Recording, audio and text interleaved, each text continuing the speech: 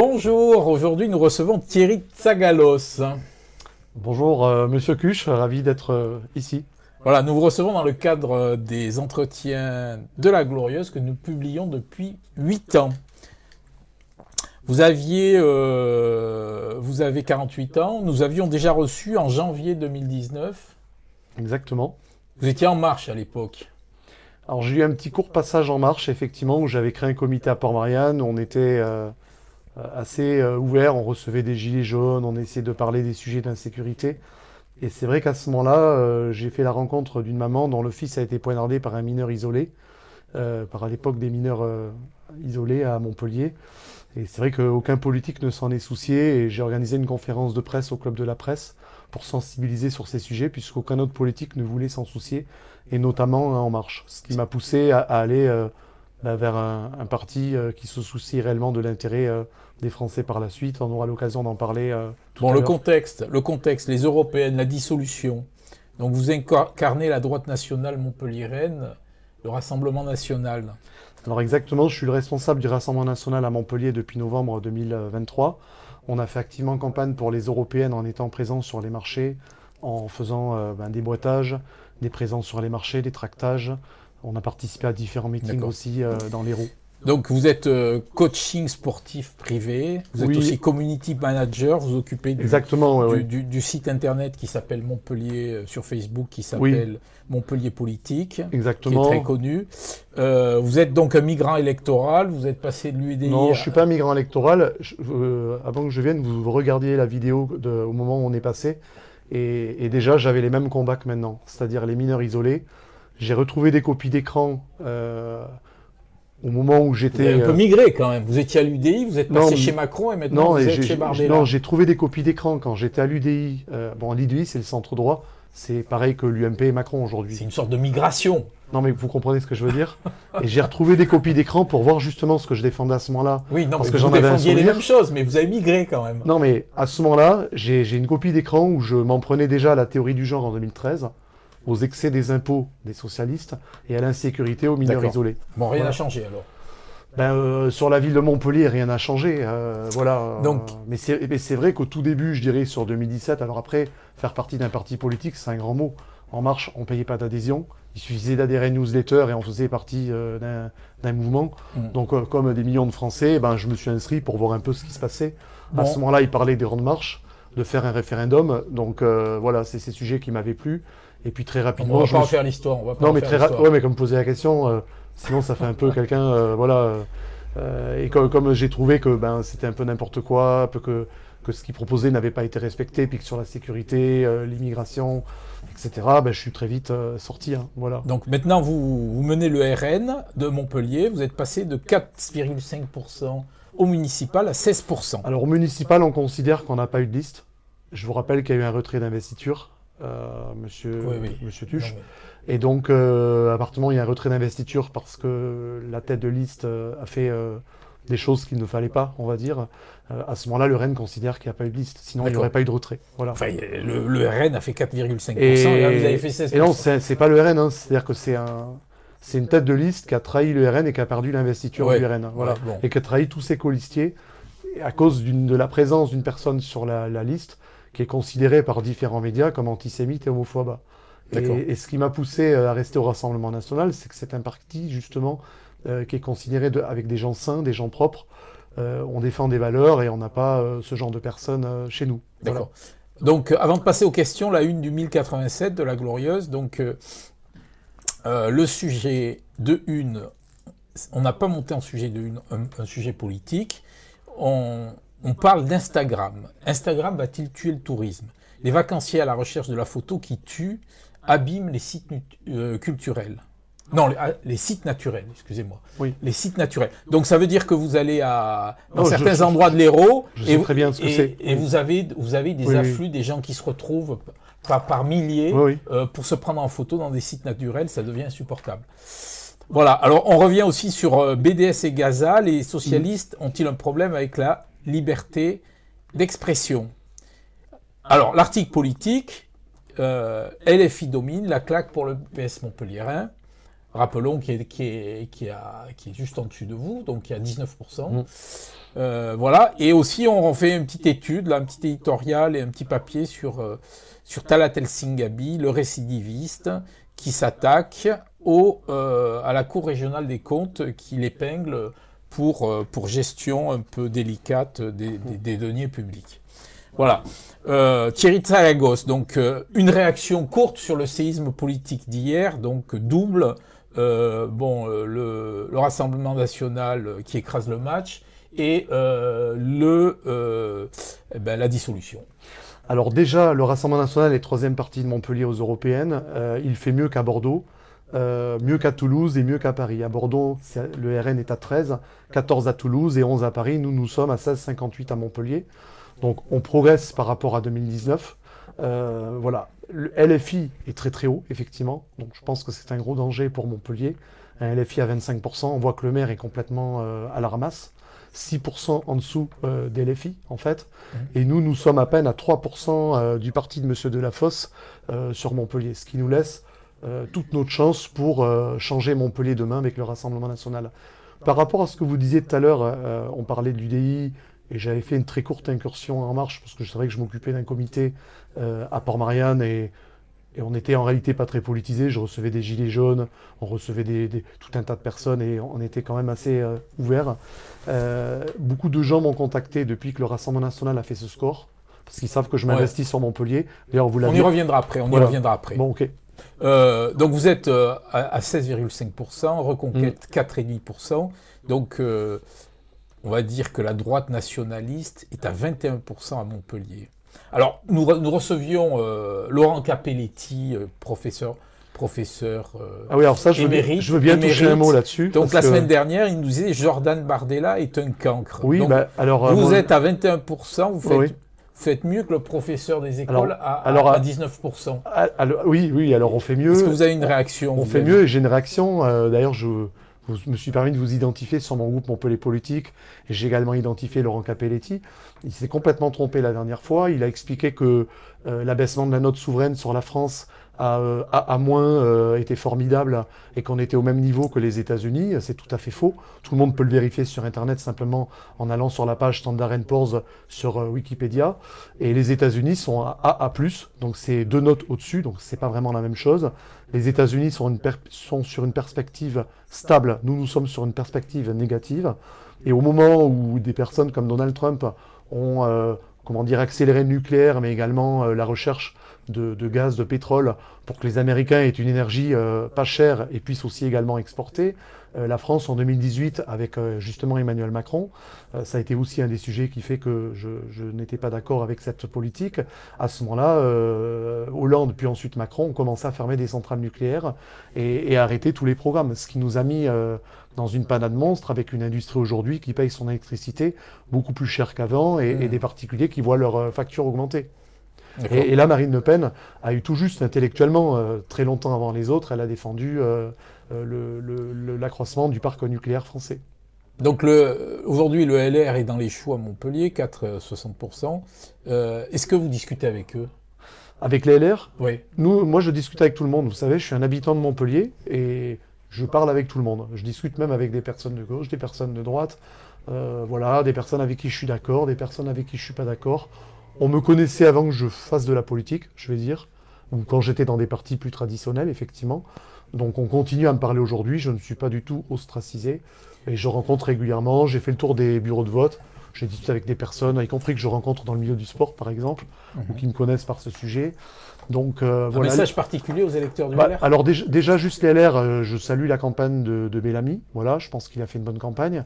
Non, vous n'allez pas faire de la... Non, c'est pas du lèche-botisme, c'est un mec brillant, mais dans un mauvais parti. C'est ça le problème. Mais bon, après, là, ils sont dans une impasse. Effectivement, les LR sont assez faibles sur Montpellier, donc comment faire? C'est assez difficile. Je veux dire, il faudrait qu'on puisse arriver à travailler ensemble dans un large rassemblement, si on le voulait. Voilà. Tout à l'heure, j'ai parlé de migration électorale. Oui. Vous n'étiez pas d'accord, mais non, je maintiens. C'est pas ça, parce que ça donne l'impression, vous pouvez recevoir parfois ici des gens qui changent de parti, mais en fait, les idées sont complètement différentes. Moi, la différence, si vous voulez... ils me disent tout ça. Non, ils disent tout ça, ça dépend. Moi, quand j'ai fait... Alors, est-ce que vous êtes comme Frêche, qui est parti au PS parce que Qui est parti du PS. Non, qui est parti au PS. Ah, au PS. Quand il était jeune, parce qu'il a expliqué un jour que tous les autres partis étaient bouchés. Moi, je vais vous dire un truc, contrairement à ce que certains ont pu laisser entendre, je sais plus, sur les réseaux, j'ai pas du tout été mis dehors d'En Marche. Pas du tout. Ça a été un différend plutôt idéologique. Je me suis rendu compte que lorsqu'il s'agissait de minorités ethniques, il y avait tout simplement une omerta. Et donc c'était une injustice par rapport à ce que vivaient des Français de toute origine, puisque Patricia Bessière, voilà, elle a des origines gitanes, et je voyais pas pourquoi son fils pouvait se faire poignarder sans qu'il y ait aucune sanction derrière.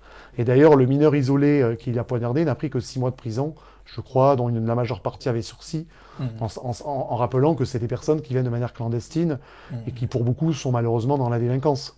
Et sur ça, je citerai pas de nom, mais parce que je respecte la confidentialité des personnes qui me parlent et j'ai toujours agi ainsi. Je n'aime pas piéger les gens, mais il y a un député qui m'a dit, voilà, si tu veux faire carrière, tu ne peux pas parler de ces sujets.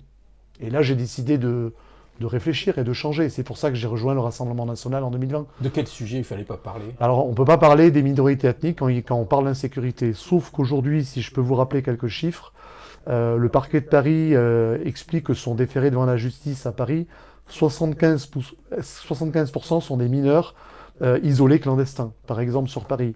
Sur 45% à Bordeaux pour la délinquance. 70% pour le narcotrafic à Nice, par exemple. 77% des viols de rue à Paris sont commis par des étrangers. Donc ça ne veut pas dire que nous sommes contre tous les étrangers. Montpellier, c'est une ville tournée vers la Méditerranée. Et d'ailleurs, moi, je suis apprécié par des personnes d'origine étrangère, des personnes d'origine marocaine ou algérienne et d'autres. On se connaît tous à Montpellier, c'est un gros village. Mais même eux, ils en ont marre. Ils ne comprennent pas pourquoi on reçoit des gens qui font des délits et qui ne se passe rien. Qui peut apprécier ça? Je connais même un Marocain qui a un restaurant à Montpellier. Il m'a dit, si ça continue, je vais devoir rentrer au Maroc, je me sens plus en sécurité en France. D'accord. C'est pas possible. Bon, revenons sur l'affaire là qui a un peu secoué le landerneau local. Oui. La Cour des comptes qui épingle l'association Confluence des guitares là, de votre voisin, là, Talat El Singabi. Alors ça, oui. Est-ce que selon vous, il faut... Alors il aime bien les sous, oui. Il les déclare pas trop. Est-ce que ça a un rapport avec la mairie de Montpellier ou pas? La mairie de Montpellier, en fait, Sorel, il avait coupé les subventions, et la mairie de Montpellier actuelle a bondé en subventions. Est-ce que vous allez continuer à le subventionner? Alors, il y a deux choses. D'un point de vue général, je trouve abominable que lorsqu'un maire n'est plus là, et qu'il y a du changement politique dans une ville, que l'ensemble des associations qui ont été soutenues par un maire précédent se voient sanctionnées d'une fin de non-recevoir. On a vu ça avec Elandar, le festival à Montpellier lié à l'art. Je ne sais pas si c'était relié à Sorel ou pas, mais en tout cas, on va dire Delafosse les a complètement tués. On voit ça dans d'autres festivals. Aujourd'hui, je salue Louis Alliot, qui est maire de Perpignan. Aujourd'hui, il est très apprécié. Il est même élu au département. Et c'est vrai que quand on voit comment il a géré le festival pour l'image, il a continué à aider la culture, mais sans s'immiscer, sans les remplacer. C'est ça le problème, c'est que Delafosse a nommé de nouvelles personnes, il y a sûrement des personnes compétentes, et on peut saluer ces personnes. Mais pourquoi clouer au pilori d'autres personnes, simplement parce que ces personnes est avec Sorel, il y a des personnes compétentes chez Sorel, peut-être des soutiens de Sorel, peut-être des soutiens de Delafosse, peut-être des soutiens du Rassemblement national aussi. Vous savez que je gère le groupe Montpellier Culture, qui a plus de 16 000 membres. Donc au Rassemblement national, on n'est pas sectaire, on aime la culture. Ok, alors, avec 19% le PS, alors qu'il tient toutes les manettes de la ville, est-ce que vous avez une remarque à faire sur le résultat de ces élections? 19%, c'est un bon score? Je pense qu'il y a quand même pour être parfaitement transparent, il y a quand même une lame de fond avec une augmentation sur Raphaël Glucksmann quand même sur tout le territoire. C'est pas mêlé qu'à Montpellier, voilà. Mais effectivement, Montpellier a malheureusement une réputation depuis très très longtemps de ville très très liée au clientélisme. Donc c'est vrai que ça peut avoir un rôle. Parce que d'un côté, il y a le clientélisme, de l'autre côté, il y a le mépris de la municipalité vis-à-vis de beaucoup de monde. Il méprise LFI, une bonne partie des Montpellier. Alors LFI, il les méprise pas tant que ça parce qu'il s'est affiché au vœu de René Revol. Alors il est très... Pas René Revol. Alors attendez, il est traite d'antisémite et d'anti-républicain sur Internet où il retweet des tweets qui attaquent la France Insoumise en permanence. Mais en tout cas, il a un vice-président qui est de la France Insoumise, qui est le chef de LFI localement, voilà, on peut le dire. Et il s'affiche à côté de plusieurs députés LFI, ça le dérange pas du tout. Est-ce que vous vous êtes rendu compte de ce mépris pendant la campagne? Moi, je me suis rendu compte surtout d'un mépris auprès des Montpelliérains. Après, auprès des LFI, ça, je sais Non, pas. des Montpelliérains. Voilà, mais des Montpelliérains, oui, j'ai senti ce mépris. Par exemple, sur la manif des 4 boulevards, je suis allé à 2 manifestations, hein, voilà, pour les soutenir. À un moment donné, ça a circulé qu'il expliquait qu'on ne faisait pas d'omelette sans casser des œufs. Donc on a l'impression qu'à chaque fois quelqu'un est victime de la politique du maire, bon ben voilà, c'est des personnes sacrifiées sur l'autel des ambitions de Monsieur Delafosse.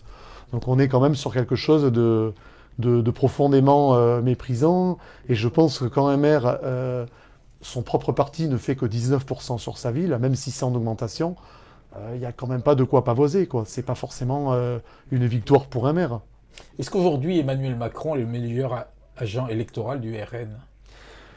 Non. Je dirais un bon agent électoral du RN, y compris sur Montpellier, c'est Michael Delafosse. Quand on voit l'insécurité, quand on voit toutes les conséquences de sa politique, aidé effectivement par les Verts et par également le Parti communiste, ben, le meilleur agent électoral, c'est simplement eux qui ne font pas leur travail, on va dire, qui ne répondent pas aux préoccupations des Français. Est-ce que le grand soir est possible le 7 juillet, c'est-à-dire plus de 280 députés? Moi, je pense que tout est possible. Maintenant, effectivement, on va se lancer à fond dans cette bataille. On va avoir des candidats sur toutes les circonscriptions en France, également à Montpellier. Donc on en saura plus quand la CNI aura donné les investitures, mais on espère faire quelque chose effectivement d'important. Maintenant, je crois que Macron n'avait plus le choix. Il ne pouvait plus gouverner avec une candidate qui était profondément discréditée, où Gabriel Attal vient à sa place parler en la ridiculisant finalement. Bon, d'ailleurs, je pense qu'elle a été très mauvaise. Et aujourd'hui, finalement, Macron se fait dépasser par sa gauche et par sa droite, finalement. Alors, il y a 2 députés sur 9 dans l'Hérault au Rassemblement national. À combien estimez-vous la marge de progression? Alors déjà, je salue Stéphanie Galzi et Aurélien Lopez-Ligoury, ces 2 très bons députés qui sont très très présents, qui font un très très gros travail de terrain. Rien à voir avec ceux qui étaient présents avant et dont on n'entendait souvent jamais parler, comme Christophe Euzet, qui n'était même pas de la région. Voilà, quelqu'un comme Stéphanie, on peut le voir sur sa page, pareil pour Aurélien. Je me suis rendu à un des événements de ces 2 députés, il y avait vraiment plusieurs centaines de personnes, des gens de tout milieu, et vraiment, ils ont un très très fort soutien. Nous, on espère, bon, déjà, je ne sais pas qui va être investi, mais on a des responsables de circonscription, donc on a quand même une idée de qui pourrait partir. Mais Vous avez des noms là sur les circos? Bah, alors moi, je vous donne les noms des responsables de circonscription, ça ne veut pas dire que ça sera les candidats, mais logiquement, ça pourrait l'être. On a en tout cas Cédric Delapierre, hein, voilà. Oui. Qui est sur la circonscription à Frontignan. C'est quelqu'un qui peut gagner demain être député. Voilà. Nous avons également... sur la circonscription de Lunel, par exemple. Alors sur Lunel, la responsable de circo, c'est Julia Plane. Oui. Mais effectivement, le dernier candidat, c'était Frédéric Bord. Et aujourd'hui, s'il se représente, je pense qu'il peut gagner la 9e circonscription. Puis demain, M. Bord est député. Voilà. Et sur la circonscription du nord de Montpellier, où il y a la députée la maire de oui, alors ça, c'est la Circo 3. Là, on va voir qui est candidat. C'est pas encore... voilà. Après, pour les autres, c'est pas encore fait. Hein, ils sont juste responsables de Circo. Mais bon, normalement, ils pourraient être candidats, quoi. Vous avez présenté votre candidature sur la 2, je crois. Alors moi, je suis intéressé effectivement pour partir sur la 2. Mais bon, voilà, tant que la CNI n'a pas donné de réponse, on peut pas... Enfin, je peux pas m'avancer, on va dire. Voilà. D'accord. Donc la 2, c'est la circonscription de Montpellier, effectivement. C'est une circonscription très LFiste, hein, où LFI a gagné à 63%, mais nous pensons qu'aujourd'hui, la seule opposition, c'est nous. Il n'y a pas d'autre opposition. À LFI, plusieurs des membres de Nous Sommes ont cherché à rejoindre Delafosse, ont cherché à travailler avec lui. C'est Delafosse qui a refusé. Dans les membres de Renaissance, pour la plupart, c'est des anciens socialistes, et je sais qu'un certain nombre ont cherché à rejoindre aussi Delafosse. Donc il n'y a pas d'opposition, malheureusement. Est-ce que la guerre dans l'Hérault est déclarée au Ménard? Alors Ménard, le problème, c'est que c'est quelqu'un qui s'est rapproché fortement d'Emmanuel Macron. C'est aussi quelqu'un de Bellamy. Alors il s'est rapproché de Macron parce qu'il a cherché à rejoindre son gouvernement à plusieurs reprises, en espérant que Darmanin soit nommé Premier ministre. Il a tressé des louanges à Attal dans l'état d'esprit d'être demain ministre, ça n'a pas fonctionné. Il a soutenu l'Alliance Ruale, il pensait sûrement être tête de liste. C'est Jean Lassalle qui a été tête de liste, donc en fait ça l'a vexé et ensuite il a décidé de ne plus les soutenir, simplement pour des questions de place, hein, finalement. Voilà. Il est comme vous, c'est un migrant électoral. Moi c'est différent, Moi lui il va pour les places, moi je veux dire à Montpellier c'est l'endroit le plus défavorable. Donc je peux pas... La deuxième c'est très défavorable. Je peux pas prendre bien ce que vous me dites, voilà. D'accord. Hein, voilà.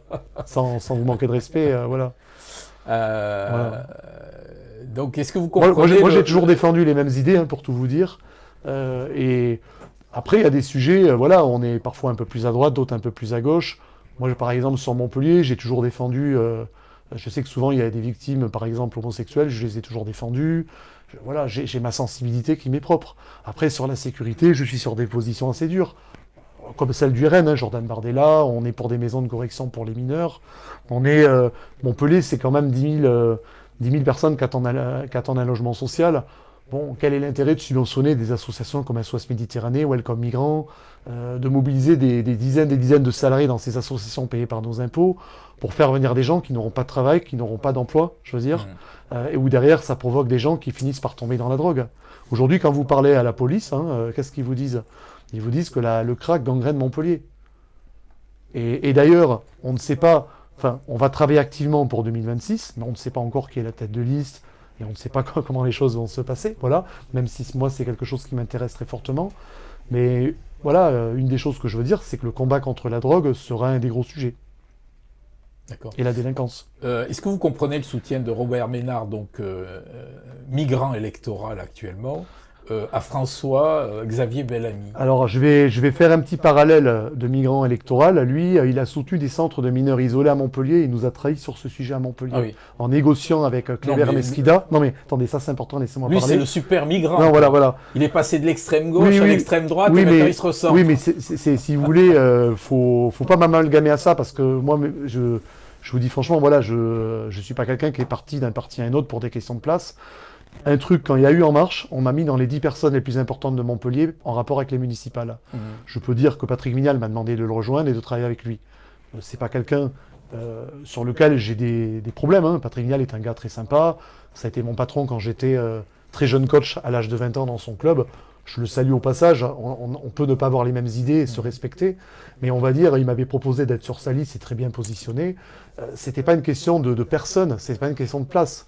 C'était une question d'idées. C'est-à-dire qu'à un moment donné, j'ai rejoint le Rassemblement national parce que sur la sécurité, sur l'immigration, sur tous ces sujets, les autres partis n'étaient pas à la hauteur.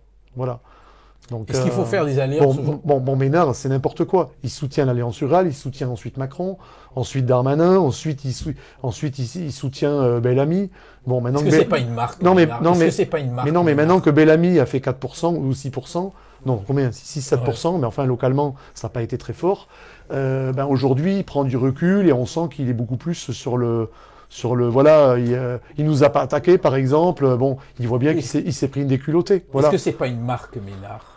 Il est tous les 2 jours sur Vous savez, BFM. vous savez, Il est sur BFM. Vous de savez, Londres. c'est quelqu'un de très connu et qui a fait un super premier mandat. Moi, c'est ce que je pense.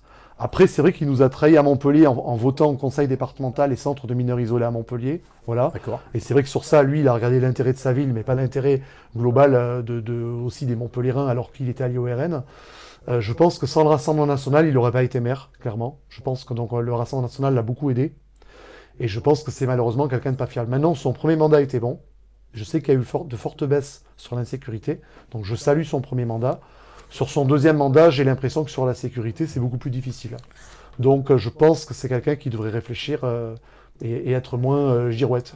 Donc contre le RN puissant, aujourd'hui il y a un front populaire. Ça vous inspire quoi? Alors, le Front populaire, c'est assez marrant parce qu'en 1932, il y a un ministre radical socialiste qui a mis la préférence nationale au gouvernement et ça a été voté de manière unanime par autant de gens de gauche que de droite.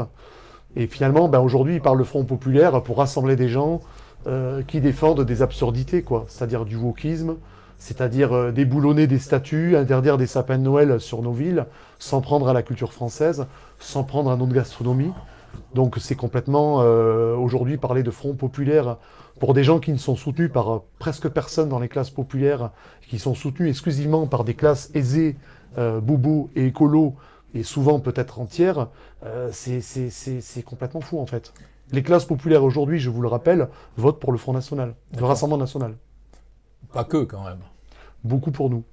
La dissolution, c'est pas un piège tendu par Macron à Marine Le Pen? Je pense qu'il avait plus le choix. Je pense que quand sa candidate fait 14%, c'est pareil pour Delafosse, son candidat fait 19%, c'est pas une grosse victoire en fait. Quand on est maire et son propre parti fait 19% sur sa ville, moi j'ai fait campagne depuis novembre à Montpellier sur les marchés, j'ai vu très très peu de militants du Parti Socialiste. À l'époque, on faisait campagne, on va dire quand j'étais à l'UDI, nous faisions campagne, alors c'est une UDI beaucoup plus à droite aussi, hein. Il y avait le CNIP, moi j'étais le représentant de Jean-Christophe Fromentin, voilà, qui est quand même assez à droite. Ça n'a rien à voir avec maintenant. D'ailleurs, à l'époque, on avait fait des réunions voilà, contre la théorie du genre à la paillade avec des gens de la paillade. Donc, si vous voulez, c'était des sujets. Aujourd'hui, vous verrez personne à l'UDI se défendre ce genre de choses. Donc, c'est vrai que c'est des partis qui n'ont plus rien à voir. Et le CNIP, par exemple, aujourd'hui, pour une partie soutient Marine Le Pen et une partie soutient Zemmour, par exemple. Je dis pas ça pour me justifier, mais parce que si les gens ne me connaissent pas, ceux qui écoutent l'interview, on peut croire que j'ai changé pour des questions d'idées. Puis moi, voilà, même En Marche ne m'a pas posé de soucis, hein, j'étais bien intégré. Quand il y a eu le municipal, j'étais dans les 10 personnes les plus importantes pour des réunions. Et j'ai pas fait d'histoire, je suis simplement parti parce que j'avais des différences. Vous pourriez être au Parti Socialiste aussi. Non, parce que le Parti Socialiste En Marche, le Parti Socialiste... Non, le Parti Socialiste... Alors, le Parti Socialiste de Georges Frêche, déjà, ne défendait pas la même chose, et je peux faire un point là-dessus, peut-être. J'ai relu une interview qui est dans la Gazette, interviewée par Pierre Serre, où il parle de l'ibanisation de la France, de péril de l'immigration, du fait qu'il y avait 2 millions d'immigrés à cette époque-là, mais que si on en accueillait davantage et qu'on n'intègre pas, il y avait un péril mortel pour la France. Et il expliquait que la gauche avait tort de se dessaisir des sujets liés à l'immigration, et il appelait la gauche à s'en saisir et ne pas laisser ce sujet à Jean-Marie Le Pen.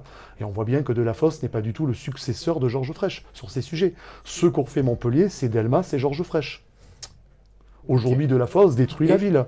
Il empêche les commerçants de travailler. Il ferme les routes alors que nous n'avons pas de rocade. Regardez les commerçants, moins 40% d'affluence sur Montpellier. Les commerçants tirent la langue. Je salue les associations d'ailleurs commerçantes, mais si vous les interrogez, peut-être vous en avez reçu un certain nombre ici, hein, il me semble. Bon, vous verrez qu'ils tirent la langue. C'est très difficile avec tous ces travaux. Comment peut-on être à la fois acteur politique et candidat et animateur de la page politique Facebook sur Montpellier consacrée à la politique? Alors Montpellier politique, oui, ça a toujours été ouvert à tout le monde, hein, effectivement. Et quand j'étais dans Est-ce que vous partagez tout? Est-ce que vous partagez LFI, le PS? Alors il y a deux choses. Moi, je peux poster à travers... Reconquête. Moi, je peux poster à travers ma page personnelle, mon profil personnel, voilà, Thierry de Sagalos. Mais je peux aussi poster à travers la page Montpellier Politique dans le groupe Montpellier Politique. Et effectivement, quand on poste à travers la page Montpellier Politique dans le groupe Montpellier Politique, donc là, c'est neutre, à ce moment-là, on peut parfois poster sur le PS, LFI et d'autres, comme n'importe quelle communauté ou média. Parce qu'il y a beaucoup de gens qui se plaignent de votre page Facebook, comme quoi... Qui ça? Je veux bien débattre avec eux, hein, avec plaisir, parce que trouvez-moi un seul groupe. Non, mais il y a d'autres groupes politiques sur Facebook qui sont montés. Citez-moi lesquels.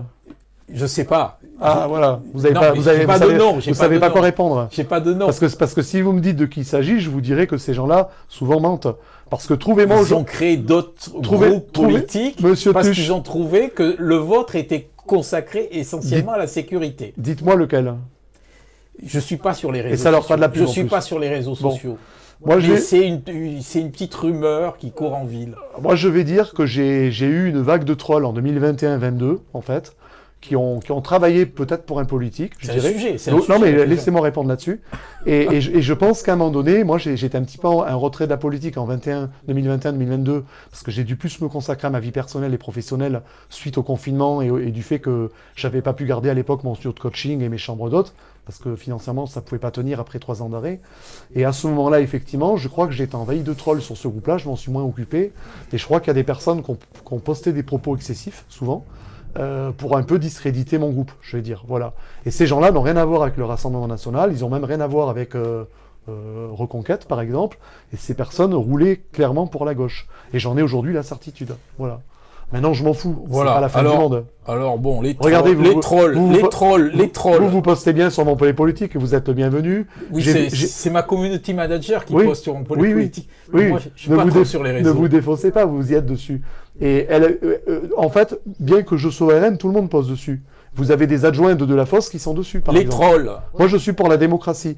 Trouvez-moi un groupe tenu par un socialiste où quelqu'un du Rassemblement National peut s'exprimer. Monsieur... Répondez-moi. Je sais pas. Mais ça n'existe pas. Oui. Parce qu'en fait, je suis profondément démocrate et D'accord. profondément pour la liberté d'expression. Monsieur Tsagalos, les trolls. Alors, sujet Leanatica. Je suis convoqué demain à la police. Je ne sais pas pourquoi. Vous avez accepté sur votre groupe Facebook des posts de Leanatica. Est-ce que vous avez été convoqué? Alors, moi, j'aime pas la censure, effectivement. Donc, tout à l'heure, vous disiez que certains me reprochaient qu'on parle trop de sécurité sur Montpellier Politique, mais les gens sont libres de poster ce qu'ils veulent, on va dire, à partir du moment où on n'est pas insultant. Voilà. Donc certains parlent d'insécurité parce qu'il y a réellement de l'insécurité à Montpellier. Et je vois que même les adjoints de la Fosse, notamment Coralie Mention, une fois, elle a posté, alors pas sur Montpellier Politique, mais sur sa page, qu'elle s'était fait voler son vélo et que ça n'allait plus. Donc c'est un sentiment, on va dire, général. Leanatica. Par contre, Leanatica, moi, je pense que c'est plusieurs personnes derrière. Vous avez été convoqué? Alors oui, j'ai été convoqué en tant que témoin, simplement parce que j'ai plein de groupes Facebook, hein. J'ai Montpellier Culture, Montpellier Politique, discussion politique entre Montpelliérains, Montpellier Offre d'emploi, Montpellier Immobilier. J'ai créé plein de groupes de discussion pour que Il y a une opération nettoyage des trolls, alors? Alors moi, il n'y a pas d'opération nettoyage des trolls. Moi, Leanatica m'a bloqué, pour dire la vérité. Elle m'a bloqué d'elle-même. Hein. Elle ou il, on ne sait pas vraiment qui c'est. Voilà. Je pense que c'est pas forcément la même personne que peut-être celle qui le gérait au début, on va dire. C'est un peu l'impression que j'ai. Et moi, le pire, c'est qu'en bon démocrate, je ne l'ai pas bloqué de mon groupe Montpellier Politique, mais elle m'a bloqué. Donc voilà. Après, bon, est-ce que ça intéresse les Montpelliérains? Franchement, je crois qu'ils s'en foutent un petit peu. Ce qui compte aujourd'hui, c'est comment on répond à l'attente des victimes à Montpellier, des gens qui sont agressés, des gens qui n'ont pas de toit. C'est ça qui est important. Alors, voilà. On a remarqué votre absence à la soirée de lancement de campagne des municipales d'Isabelle Perrin. Oui. Alors qu'il y avait toute la droite au garde à vous, le doigt sous la couture du Alors, pantalon. quelle droite était présente? Dites-moi-le. Oh, il y avait Joseph Francis, il y avait même des gens du centre. Alors, Joseph, on se connaît bien, j'étais à l'UDI avec lui. Vous auriez pu être là. Comment se fait-il que vous ne soyez pas là? Vous auriez pu venir? J'étais vice-président de l'UDI à l'époque, on a travaillé ensemble sur des sujets notamment de sécurité. J'avais participé activement au programme des municipales en 2014.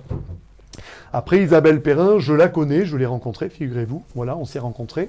On a discuté, c'est quelqu'un d'intéressant, c'est quelqu'un qui est à mon profil, elle défend de vraies idées. Parce que là, la droite a fait un score catastrophique. Oui, la droite a fait un score catastrophique, mais je pense que plus on est nombreux à défendre les Montpelliérains, et mieux c'est. D'accord. Moi, je suis dans la construction. Alors, est-ce que vous serez candidat en tant que tête de liste à Montpellier? Alors, mais là, c'est trop tôt pour le dire. Non, mais... on est en 2026, on sort à peine des européennes et on va avoir des législatives, monsieur Cuche. Eh oui, mais je vous pose la question. Oui. Alors, moi, je m'intéresse très fortement à Montpellier, c'est sûr. J'étais déjà présent dans 2 listes au municipal, donc c'est sûr que je serai présent sur une liste. Je serai peut-être tête de liste, peut-être pas. Tout n'est pas encore fixé. Voilà, les choses se discutent. En tout cas, dès que les législatives seront terminées le 30 juin, nous commencerons à monter des groupes de travail, parce que moi j'ai fait campagne activement sur les européennes. On ne peut pas être sur les municipales en même temps, hein, il y a le temps des choses. Il faut aussi respecter les électeurs. Donc voilà, mais je suis ravi en tout cas que de nombreuses personnes défendent l'insécurité à Montpellier. Et si les LR font pareil, tant mieux. Et écoutez, peut-être que demain, on pourra peut-être travailler ensemble sur... 2 questions voilà, pour terminer. Pourquoi pas. 2 questions pour terminer. Est-ce que vous avez des contacts avec la droite qui vous a félicité, que ce soit Joseph Francis ou Altrad, suite à votre score Après, je veux pas donner dont vous êtes particulièrement fier? Non, j'ai pas de nom à donner parce qu'après c'est des messages privés, mais j'ai effectivement eu des... Ben oui, j'ai eu des messages de félicitations, mais vous savez, j'ai des messages de félicitations de gens aussi de gauche, des gens qui ont été à l'époque avec Georges Frêche, des personnes même qui ont été avec Mandrou Sorel, et qui me disent, Thierry, voilà, on partage pas forcément toujours les mêmes idées, mais voilà, t'es sincère, tu défends tes idées, t'as travaillé, donc bravo, et c'est pas impossible que demain on t'aide. Voilà, il y a des gens aussi on va dire, de différents horizons aujourd'hui qui s'intéressent à Montpellier, qui pourraient nous aider, peut-être même pour les législatives, le 30 juin, et peut-être même pour les municipales. Dernière question, monsieur Tsagalos. Ne votez pas en touche. Est-ce que vous avez remarqué que je vote en touche? C'est vous qui avez voté en touche, c'est pas moi. Deuxième tour aux élections municipales, Osiol de la Fosse. Vous votez pour qui? Là, déjà, on n'y est pas. Je vote pas en touche, on n'y est pas. Mais je dirais qu'aujourd'hui, je ne veux pas donner ma voix à des gens de gauche de ce genre-là. À aucun des deux. Ça non, mais votez pour qui, concrètement? Ah, mais moi, au deuxième tour, nous, on vote au deuxième tour. Et je pense qu'on peut aussi changer les choses à Montpellier. Et pourquoi pas remporter Montpellier? Qui vous dit qu'on va pas remporter Montpellier? Vous êtes pas qualifié au deuxième tour. Mais ça fait beaucoup de si. Il faut déjà que je sois tête de liste. Vous votez pour qui au deuxième tour? Moi, je pense que je voterai pas pour des socialistes, quels qu'ils soient. Donc vous votez plutôt aux Non, mais je peux pas vous dire maintenant. Mais en tout cas, mon opinion, c'est de pas voter. Non, je voterai pas aux viols. Je voterai ni LFI, ni socialiste. Ok. Pour moi, LFI, c'est des socialistes. Non? Pour vous, c'est pas ça? Je sais pas. La France Insoumise, c'est Je sais pas. tous des anciens socialistes. C'est des socialistes plus durs. Ok. Voilà. Très bien. Je vous remercie. Mais on en est loin. Je vous On remercie en est loin, pour la là, voilà. qualité de votre entretien. Merci. Yeah, we-